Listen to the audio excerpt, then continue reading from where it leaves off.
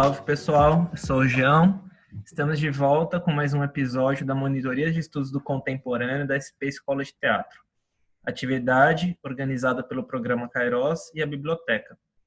Nesse episódio, vamos falar sobre o último capítulo do livro Ideias para Adiar o Fim do Mundo, intitulado A Humanidade que Pensamos Ser, de Ailton Krenak.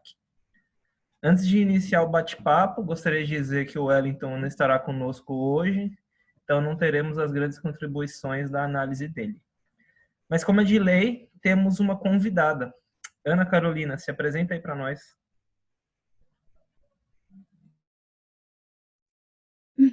Oi, gente. Meu nome é Ana Carolina Piso, sou estudante de dramaturgia na SP e beneficiária do programa Kairos, participando aí da monitoria. Já estive aqui no semestre passado, né, falando do livro da Djamila, então muito feliz de ter sido convidada para voltar. E é isso. Vamos lá. Ana Carolina, nossa participante assídua aí, ó.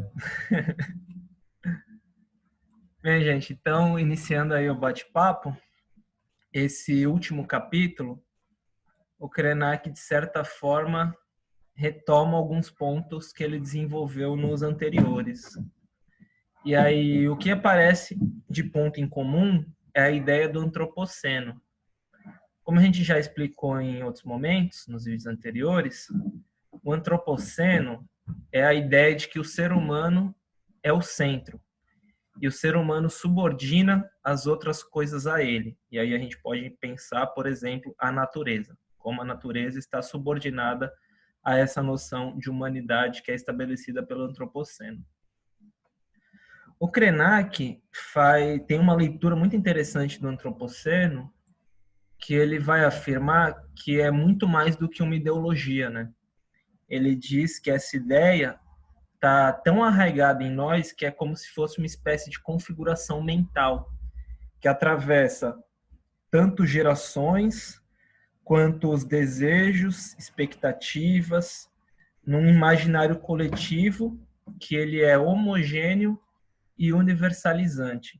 Então ele traz a ideia de que o antropoceno estabelece para todo mundo uma mesma ideia, uma mesma base, né? Por isso homogêneo, e de que é universalizante, que tende a ser universal, a estar presente em toda a compreensão de mundo, toda a compreensão de vida. Então, esse é o primeiro ponto do antropoceno e eu passo a bola para Ana Carolina dar essas contribuições da leitura dela.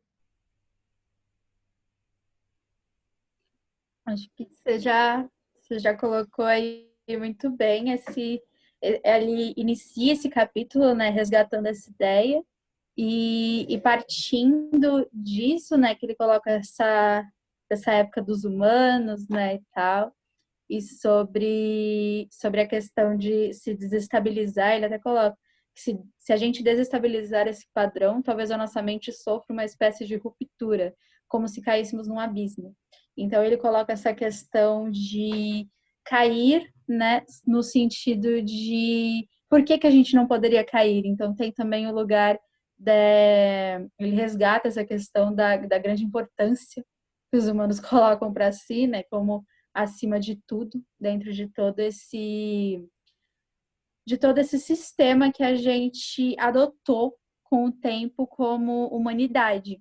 Então, até vou citar novamente, que ele coloca isso.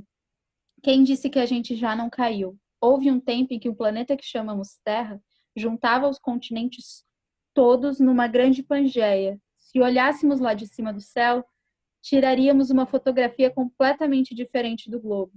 Então, ele resgata também esse ponto, né, que ele já foi desenvolvendo ao longo do livro, sobre como a gente alterou toda a configuração de mundo a partir dessa visão que é esse nosso imaginário coletivo da época dos humanos. E aí, a partir disso, ele continua colocando, né, esse apego que a gente tem a ideia fixa de paisagem da Terra e de como a humanidade é a marca mais profunda e importante, né? Sempre falando dessa importância que é colocada nessa forma de humanidade que foi criada e que exclui, é profundamente excludente, né? Então, e aí ele começa a tocar num outro ponto sobre a questão do sonho, e aí eu passo de volta para você, João, quando ele começa a explicar sobre o que o conceito de sonho significa dentro da cultura dele também. Legal. Antes de entrar na questão do sonho, eu só gostaria de destacar que essa metáfora do estamos em queda, que o Krenak traz, ela é muito potente, né?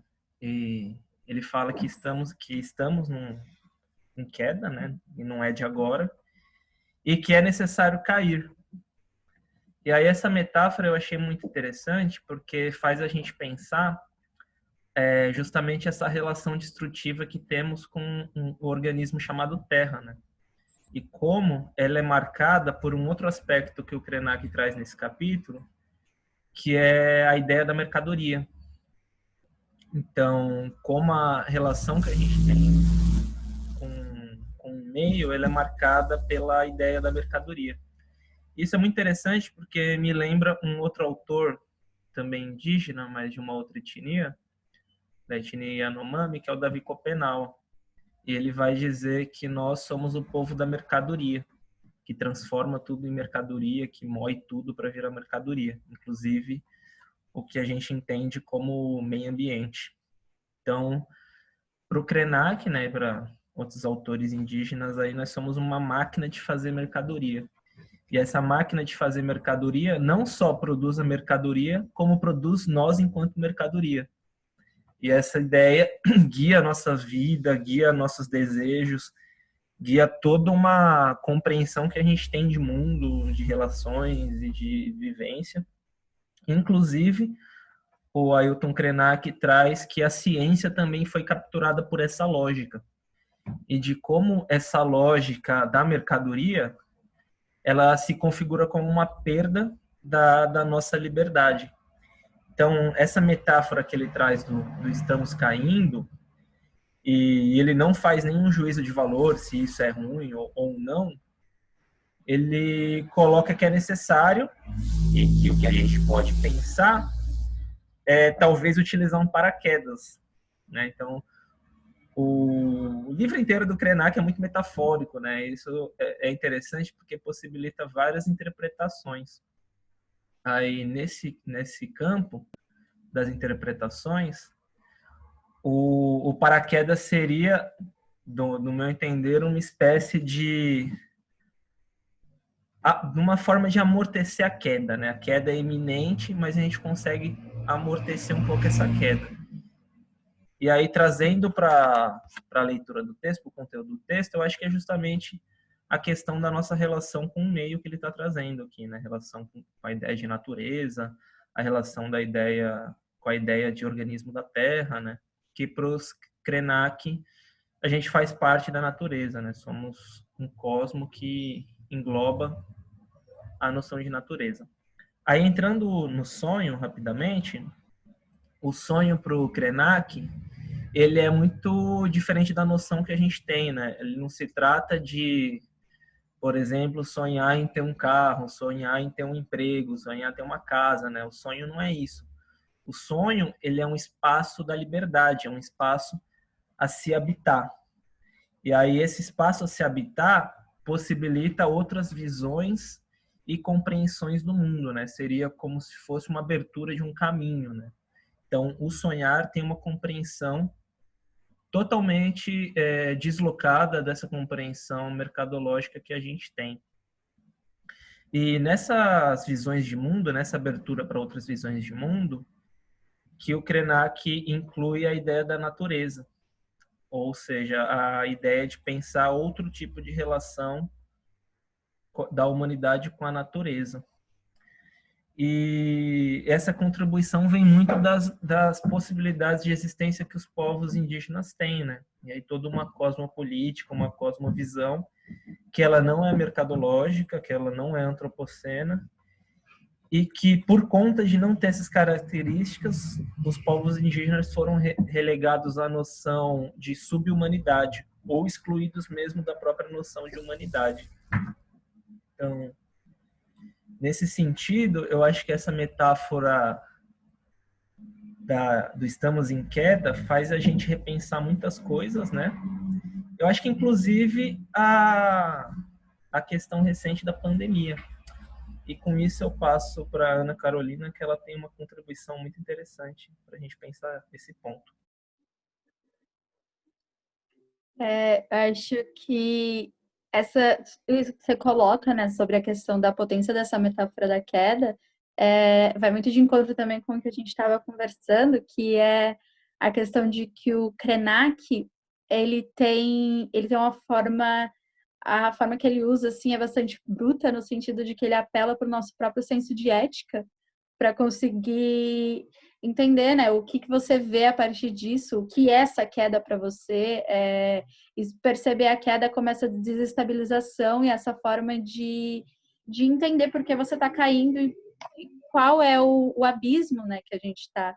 Então, é muito interessante toda essa analogia também que ele faz com a questão da ciência que você colocou também, João, que foi justamente de como o sistema ele pega, né, o capitalismo ele pega a ciência como algo que estava ali para a área estava ali para pensar uma nova forma de vida, uma forma de vida mais sustentável, e aí o capitalismo traz para si novamente.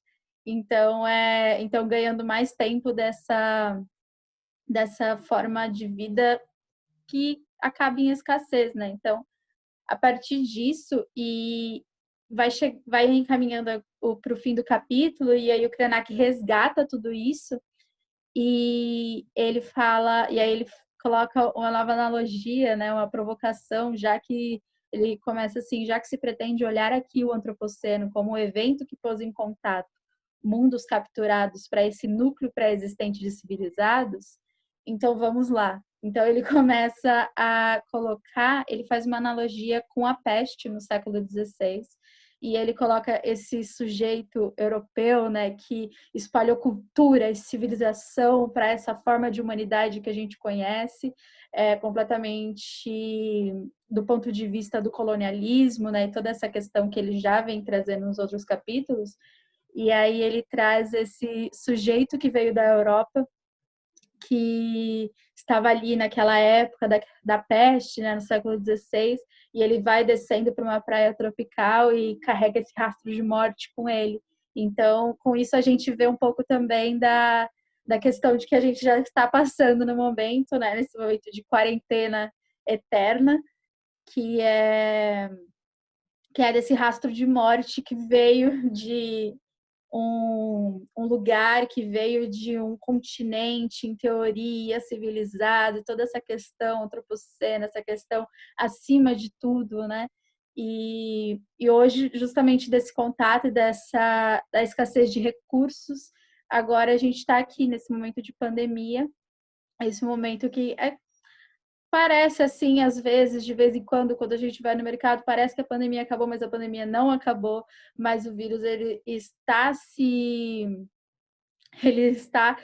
já numa segunda etapa, né? Novamente, estamos voltando em quarentena no mundo todo, então é também entender esse abismo como um chamado de como nós somos efêmeros, de como nós estamos sendo desestabilizados pela nossa falta de cuidado com o mundo, talvez. Então, tem várias interpretações, e é isso que é muito interessante também desse livro e das obras do Krenak, né, que estamos conhecendo na monitoria, que é esse ponto de vista de apelar para a sua ética. Ele te dá o fato, ele te dá o que está acontecendo, ele te dá um pouco do ponto de vista dele, mas ele não faz esse juízo de valor, ele permite que a sua ética te diga o que está acontecendo. Eu acho que é aí que a gente resgata essa metáfora do abismo para onde a gente vai a partir de agora, né? Porque com essas informações e com esse rastro de morte que nos segue, será que esse é o momento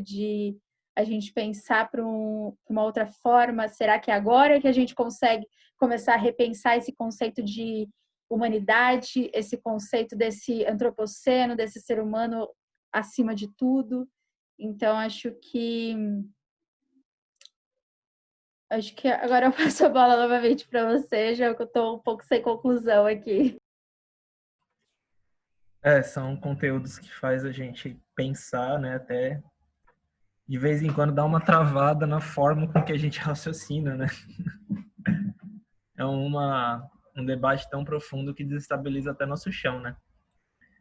E aí, nesse último ponto que a, a Ana colocou, e já fazendo uma finalização aqui, é muito interessante a gente fazer esse paralelo com a pandemia, né? Até para entender um pouco por que autores indígenas e a decolonialidade de forma mais ampla está sendo muito debatida, está em voga nesse momento, né? Eu penso que esse contexto de pandemia fez a gente refletir sobre vários aspectos, né? Ainda de uma maneira um pouco rasa, mas está forçando a gente a repensar a relação que a gente tem com a natureza e com esse organismo aí chamado Terra. Então, é muito interessante aqui porque os indígenas, de certa forma, eles estão acostumados com a queda do céu deles, né? Eu estou fazendo uma metáfora com o livro A Queda do Céu, do Davi Copenaua e do Bruce Albert, que é justamente isso, né?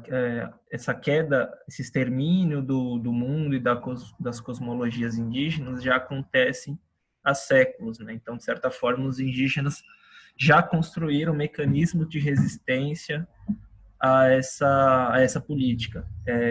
A gente não, né? A gente então se depara com um contexto de pandemia e a gente não sabe lidar. E é muito interessante aqui aí tentar recuperar um pouco essa cosmopolítica indígena, né? Eu não vou lembrar exatamente qual etnia era, mas eu lembro de há um tempo atrás ter visto uma entrevista com uma autora indígena que ela falava que para a aldeia dela